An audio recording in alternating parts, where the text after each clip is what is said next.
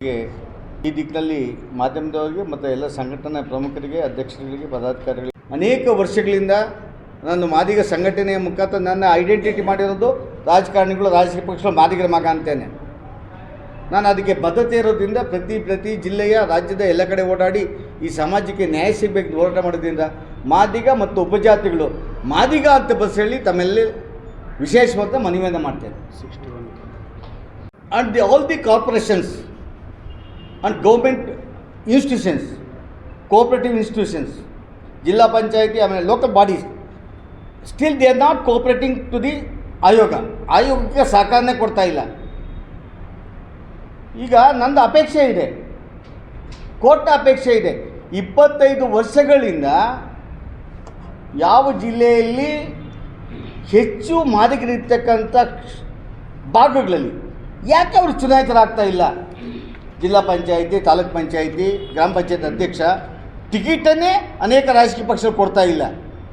ಈ 25 ವರ್ಷಗಳ 30 ವರ್ಷ ಮಾಹಿತಿನೂ ಬೇಕಲ್ವ? ರಾಜಕೀಯ ಪ್ರಾತಿನಿಧ್ಯ ಈ ಜನಾಂಗಕ್ಕೆ ಯಾಕೆ ಸಿಗ್ತಾ ಇಲ್ಲ?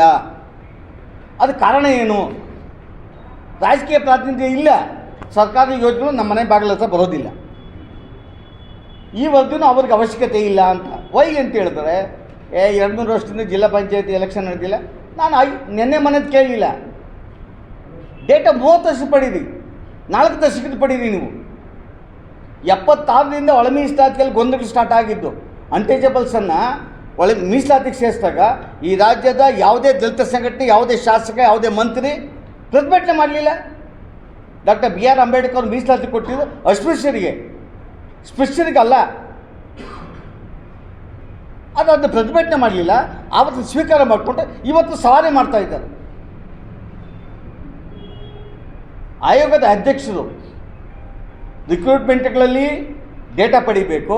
ರಿಕ್ರೂಟ್ಮೆಂಟೆಡ್ ಡೇಟಾ ಕೇವಲ ನಿಮ್ಮ ಸರ್ಕಾರಿ KPSC ಅಲ್ಲ, ಎಲ್ಲ ಇಲಾಖೆಗಳಲ್ಲಿ, ಎಲ್ಲ ಕಾರ್ಪೊರೇಷನ್ಗಳಲ್ಲಿ, ಎಲ್ಲ ನಿಗಮಗಳಲ್ಲಿ, ಎಲ್ಲ ಸ್ಥಳೀಯ ಸಂಸ್ಥೆಗಳಲ್ಲಿ, ಅದು ಪುರಸಭೆ ಇರ್ಬೋದು, ನಗರಸಭೆ ಇರ್ಬೋದು, ಜಿಲ್ಲಾ ಪಂಚಾಯತ್ ಇರ್ಬೋದು, ಎಲ್ಲ ಕೋಆಪರೇಟಿವ್ ಸೆಕ್ಟರ್ಗಳಲ್ಲಿ, ಇನ್ಕ್ಲೂಡಿಂಗ್ ಡೈರಿ, ಎಲ್ಲ ಮಾಹಿತಿಯನ್ನು ಪಡೆದು ಸರ್ಕಾರಕ್ಕೆ ಕೊಟ್ಟಾಗ ನಮ್ಮ ಪರ್ಸೆಂಟೇಜ್ ಎಷ್ಟು ಕೊಡಬೇಕು? ಯಾಕೆ 75 ವರ್ಷದ ಈ ದೇಶದ ಆಡಳಿತದಲ್ಲಿ ಈ ಸಮಾಜಕ್ಕೆ ಸರ್ಕಾರಿ ಯೋಜನೆ ಇಷ್ಟು ಕೆಳ ಹಂತದಲ್ಲಿ ತಲುಪಿದೆ? ಒಂದು ವಿಶೇಷವಾದಂಥ ಸೌಲಭ್ಯಗಳನ್ನು ಕೊಡುವ ಅಧಿಕಾರ ಡಾಕ್ಟರ್ ಅಂಬೇಡ್ಕರ್ ಅವರು 1670 ಹೇಳಿದಾರಲ್ವ, ಹೇಳಿದ್ದನ್ನು ಅದ್ರ ಬಗ್ಗೆ ಟಚ್ ಮಾಡೋಕ್ಕೆ ಹೋಗಲಿಲ್ವಲ್ಲ. ಈ ದಿಕ್ಕಲ್ಲಿ ನನಗೆ ಅನುಮಾನ ಇದೆ. ನನಗೆ ಅನುಮಾನ ಇದೆ ನಾಗಮೋಹನ್ ದಾಸ್ ಅವರ ಆಯೋಗದ ಮೇಲೆ. ನಾನು ಅವರನ್ನು ಅಪೀಲ್ ಮಾಡಿದ್ದೇನೆ.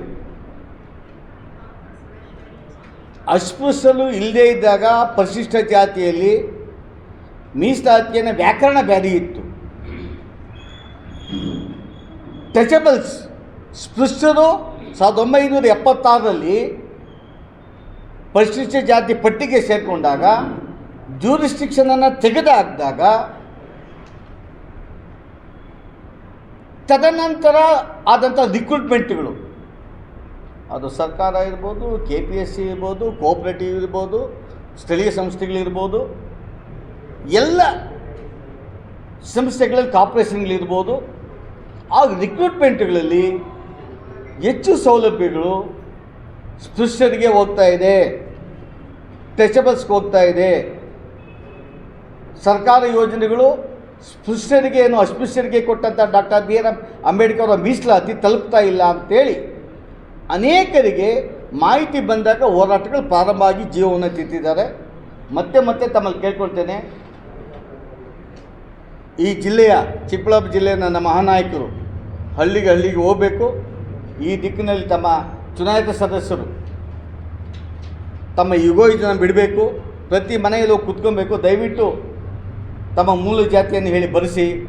ಭವಿಷ್ಯದ ದಿನಗಳಲ್ಲಿ ರಾಜ್ಯದ ಸಂಪತ್ತು, ರಾಜ್ಯದ ಯೋಜನೆಗಳಲ್ಲಿ, ರಾಜ್ಯದ ಬಜೆಟ್ ಇರ್ಬೋದು ಅಥವಾ ಉದ್ಯೋಗಗಳಿರ್ಬೋದು, ಎಲ್ಲ ವಿಚಾರಗಳಲ್ಲಿ ಮೊದಲು ಸುಪ್ರೀಂ ಕೋರ್ಟಿನ ಜಡ್ಜ್ಮೆಂಟ್, ಯಾವುದೇ ಮೀಸಲಾತಿ ಬ್ಯಾಕ್ವರ್ಡ್ನೆಸ್ ಮೇಲೆ ಆಗಬೇಕು.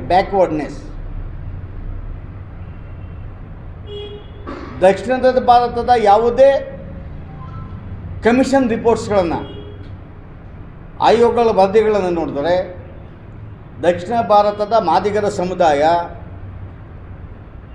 ಶಿಕ್ಷಣದಲ್ಲಿ ಡ್ರಾಪ್ಔಟಿನ ಸಂಖ್ಯೆ, ಡ್ರಾಪ್ಔಟ್ನ ಡೇಟಾ ಎಲ್ಲ ಜಾತಿಗಳಿಗಿಂತ ಹೆಚ್ಚಿದೆ.